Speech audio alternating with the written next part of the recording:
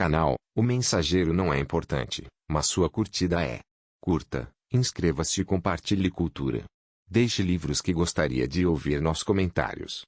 Obrigado pela preferência. De Jucunda, de Machado de Assis. Ninguém, quando De Jucunda aparece no Imperial Teatro de D. Pedro II, em algum baile, em casa, ou na rua, ninguém lhe dá mais de 34 anos. A verdade, porém, é que Orca pelos 45, nasceu em 1843. A natureza tem assim os seus mimosos. Deixa correr o tempo, filha minha, disse a boa Madre Eterna, eu cá estou com as mãos para te amparar. Quando te enfastiares da vida, unhar-te-ei a cara, polvilhar-te-ei os cabelos, e darás um pulo dos 34 aos 60, entre um cotilhão e o almoço.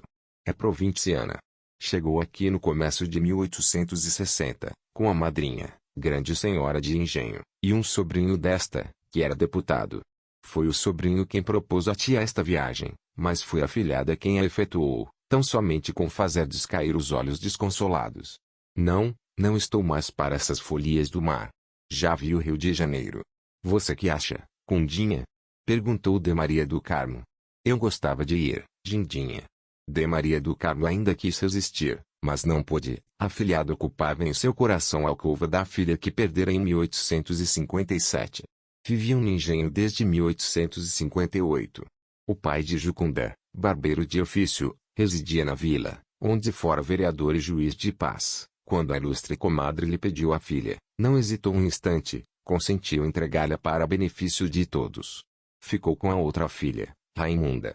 Jucunda e Raimunda eram gêmeas, circunstância que sugeriu ao pai a ideia de lhes dar nomes consoantes.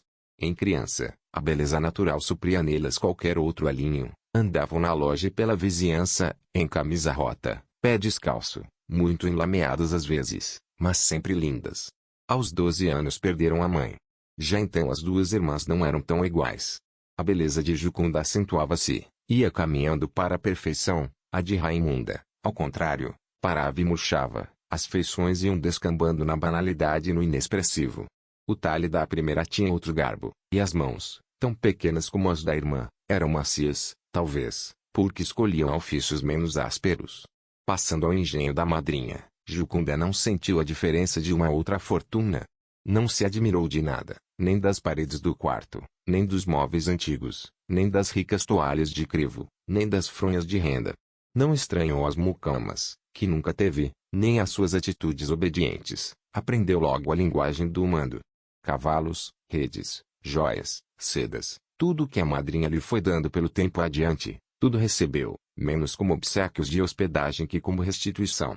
Não expressava desejo que se lhe não cumprisse. Quis aprender piano, teve piano e mestre. Quis francês, teve francês. Qualquer que fosse o preço das coisas, de Maria do Carmo não lhe recusava nada. A diferença de situação entre Jucunda e o resto da família era agravada pelo contraste moral. Raimundo e o pai acomodavam-se, sem esforço, às condições da vida precária e rude, fenômeno que Jucunda atribuía, instintivamente à índole inferior de ambos. Pai e irmã, entretanto, achavam natural que a outra subisse a tais alturas, com esta particularidade que o pai tirava orgulho da elevação da filha, enquanto que Raimunda nem conhecia esse sentimento, deixava-se estar na humildade ignorante. De gêmeas que eram, e criadas juntas, sentiam-se agora filhas do mesmo pai, um grande senhor de engenho, por exemplo, que ouvira Raimunda em alguma agregada da casa. Leitor, não há dificuldade em explicar essas coisas. São desacordos possíveis entre a pessoa e o meio, que os acontecimentos retificam, ou deixam subsistir até que os dois se acomodem. Há também naturezas rebeldes à elevação da fortuna. Vi atribuir à rainha Cristina essa explosão de cólera contra o famoso esparteiro, Fisti Duque, Fisti Grande de Espanha, nunca te pude fazer o fidalgo. Não respondo pela veracidade da anedota, afirmo só que a bela Jucunda nunca poderia ouvir a madrinha alguma coisa que com isso se parecesse. Capítulo 2. Sabe quem vai casar? Perguntou Jucunda à madrinha, depois de lhe beijar a mão. Na véspera, estando a calcar as luvas para ir ao teatro provisório, recebera cartas do pai e da irmã, deixou-as no toucador, para ler quando voltasse. Mas voltou tarde, e com tal sono, que esqueceu as cartas. Agora de manhã, ao sair do banho, vestida para o almoço, é que as pôde ler. Esperava que fossem como de costume, triviais e queixosas. Triviais seriam, Mas havia novidade do casamento da irmã com um alferes, chamado Getulino. Getulino de quê? Perguntou de Maria do Carmo. Getulino. Não me lembro, parece que é Amarante, ou Cavalcante. Não. Cavalcante não é, parece que é mesmo Amarante. Logo vejo. Não tenho ideia de semelhante alferes.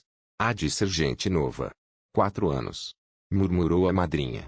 Se eu era capaz de imaginar que ficaria aqui tanto tempo fora de minha casa, mas a senhora está dentro de sua casa, replicou a afilhada dando-lhe um beijo. De Maria do Carmo sorriu. A casa era um velho palacete restaurado, no centro de uma grande chácara, bairro do Engenho Velho.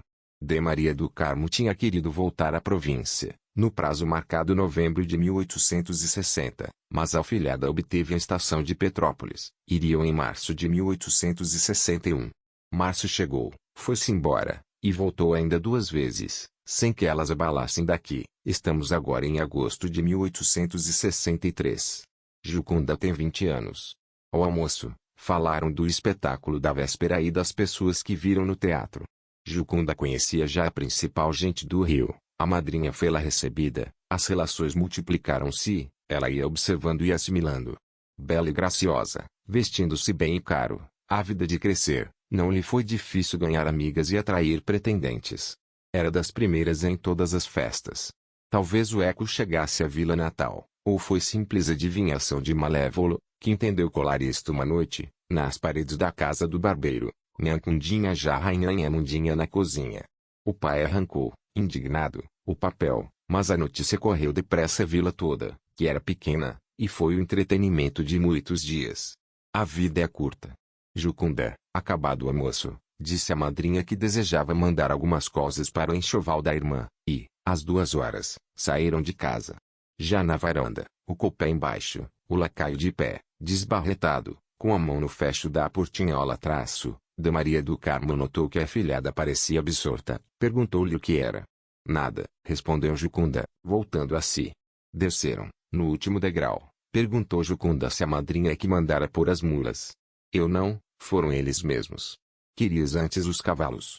O dia está pedindo os cavalos pretos, mas agora é tarde, vamos. Entraram, e o coupé, tirado pela bela parelha de mulas gordas e fortes, dirigiu-se para o largo de S. Francisco de Paula. Não disseram nada durante os primeiros minutos, de Maria que interrompeu o silêncio, perguntando o nome do alferes. Não é Amarante, não, senhora, nem Cavalcante, chama-se Getulino Damião Gonçalves, respondeu a moça. Não conheço. Jucunda tomou a mergulhar em si mesma. Um dos seus prazeres diletos, quando ia de carro, era ver a outra gente a pé, e gozar as admirações de relance. Nem ia se atrair agora. Talvez o alferes lhe fizesse lembrar algum general, verdade é que só os conhecia casados. Pode ser também que esse alferes, destinado a dar-lhe sobrinhos cabos da esquadra, viesse lançar-lhe alguma sombra aborrecida no céu brilhante e azul. As ideias passam tão rápidas e embrulhadas, que é difícil colhê-las, e pô-las em ordem, mas, enfim, se alguém supuser que ela cuidava também em certo homem, esse não andará errado. Era candidato recente o doutor Maia, que voltara da Europa, meses antes, para entrar na posse da herança da mãe. Com a do pai, ia mais de 600 contos.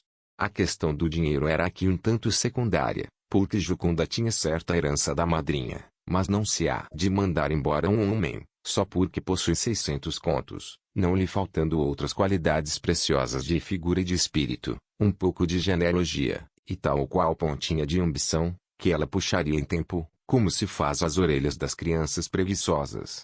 Já havia recusado outros candidatos. De si mesma chegou a sonhar com o senador, posição feita em ministro possível. Aceitou este Maia, mas, gostando dele, e muito, por que é que não acabava de casar? Por quê? Eis aí o mais difícil de aventar, amigo leitor. Jucunda não sabia o motivo. Era desses que nascem naqueles escaninhos da alma, em que o dono não penetra, mas penetramos nós outros, contadores de histórias. Creio que se liga à doença do pai. Já estava ferido, na asa, quando ela para cá veio. A moléstia foi crescendo, até fazer-se desenganada. Navalha não exclui espírito, haja vista Fígaro. O nosso velho disse à filha Jucunda, em uma das cartas, que tinha dentro de si um aprendiz de barbeiro, que lhe alanhava as entranhas. Se tal era, era também vagaroso, porque não acabava de escanhoá-lo. Jucunda não supunha que a eliminação do velho fosse necessária à celebração do casamento, ainda que por motivo de velar o passado, se claramente lhe viesse a ideia, é de crer que a repelisse com horror. Ao contrário, a ideia que agora mesmo lhe acudia, pouco antes de parar o colpé, é que não era bonito casar, enquanto o pai lá estava curtindo dores. Eis aí um motivo decente, leitor amigo, é o que procurávamos há pouco, é o que a alma pode confessar a si mesma, é o que tirou a fisionomia da moça o ar fúnebre que ela parecia haver trazido de casa. Compraram um enxoval de Raimunda, e o remeteram pelo primeiro vapor, com cartas de ambas. A de Jucunda era mais longa que de costume, falava-lhe do noivo alferes, mas não empregava a palavra cunhado. Não tardou que viesse resposta da irmã, toda a gratidão e respeitos. Sobre o pai dizia que ia com os seus achaques velhos, um dia pior, outro melhor. Era opinião do doutor que podia morrer de repente, mas podia também aguentar meses e anos. Jucunda meditou muito sobre a carta. Logo que Maia se lhe declarou, pediu-lhe ela que nada dissessem à madrinha por uns dias, ampliou o prazo a semanas, não podia fazê-lo a meses ou anos. Foi à madrinha, e confiou a situação. Não quisera casar com o pai enfermo, mas, dada a incerteza da cura, era melhor casar logo. Vou escrever a meu pai, e peço-me a mim mesma, disse ela, se Dindim achar que faço bem. Escreveu ao pai, e terminou, não o convido para vir ao Rio de Janeiro, porque é melhor sarar antes, demais, logo que nós casarmos, lá iremos teratologia. Quero mostrar a meu marido, desculpe este modo de falar, a vilazinha do meu nascimento, e ver as coisas de que tanto gostei, em criança, o chafariz do Largo, a matriz e o padre Matos. Ainda vive o padre Matos? O pai leu a carta com lágrimas, mandou-lhe dizer que sim, que podia casar, que não vinha por andar achacado, mas longe que pudesse. Mundinho exagerou muito, disse Jucunda à madrinha. Quem escreve assim, não está para morrer. Tinha proposto o casamento a Capucha, por causa do pai, mas o tom da carta fê-la aceitar o plano de Ida Maria do Carmo e as bodas foram de estrondo. Talvez a proposta não lhe viesse da alma. Casaram-se pouco tempo depois. Jucunda viu mais de um dignitário do estado inclinar-se diante dela, e dar-lhe o parabéns. Os mais célebres colos da cidade fizeram-lhe corte. Equipagens ricas, cavalos briosos, atirando as patas com vagar e graça, pela chácara dentro, muitas librés particulares, flores, luzes, fora, na rua, a multidão olhando. Monsenhor Tavares, membro influente do cabido, celebrou o casamento. Jucunda via tudo através de um véu mágico, tecido de ar e de sonho, conversações, música, danças, tudo era como uma longa melodia, vaga e remota, ou próxima e branda, que lhe tomava o coração, e pela primeira vez a fazia estupefata diante de alguma coisa desse mundo. Capítulo 3. De Maria do Carmo não alcançou que os recém-casados ficassem morando com ela. Jucunda desejava-o, mas o marido achou que não. Tinham casa na mesma rua, perto da madrinha, e assim viviam juntos e separados. De verão iam os três para Petrópolis, onde residiam debaixo do mesmo teto. Extinta a melodia, secas as rosas, passados os primeiros dias do noivado, Jucunda pôde tomar pé no recente tumulto, e achou-se grande senhora.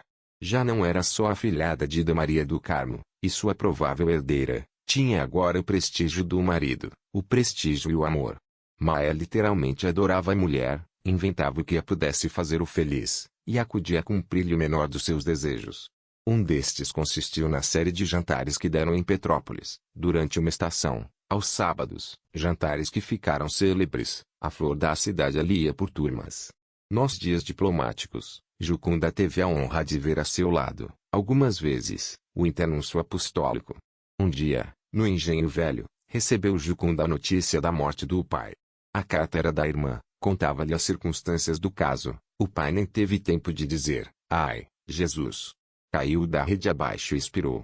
Leu a carta sentada.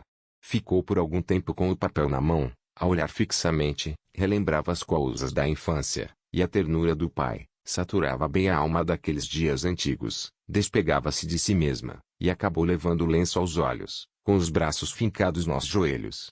O marido veio achá-la nessa atitude, e correu para ela. Que é que tem? Perguntou-lhe.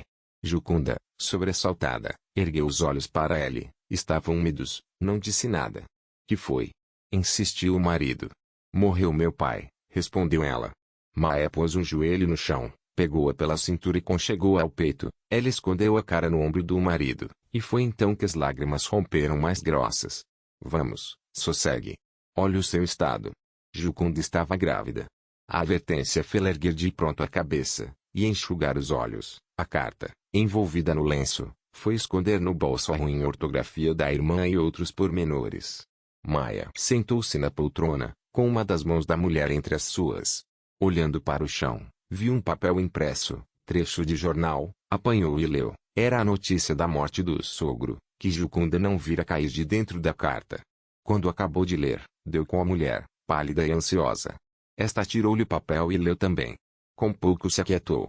Viu que a notícia apontava tão somente a vida política do pai, e concluía dizendo que este era o modelo dos varões que sacrificam tudo à grandeza local, não fora isso, e o seu nome, como de outros, menos virtuosos e capazes, ecoaria pelo país inteiro. Vamos, descansa, qualquer abalo pode fazer-te mal. Não houve abalo, mas, à vista do estado de Jucunda, a missa por alma do pai foi dita na capela da madrinha, só para os parentes. Chegado o tempo, nasceu o filho esperado, robusto como o pai, e belo como a mãe.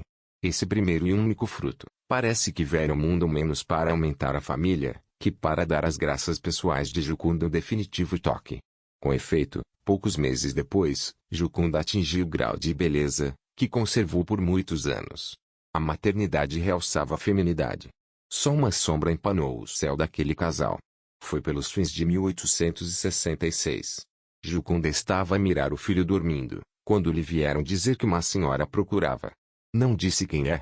Não disse, não, senhora. Bem vestida? Não, senhora, é assim meio esquisita, muito magra. Jucunda olhou para o espelho e desceu.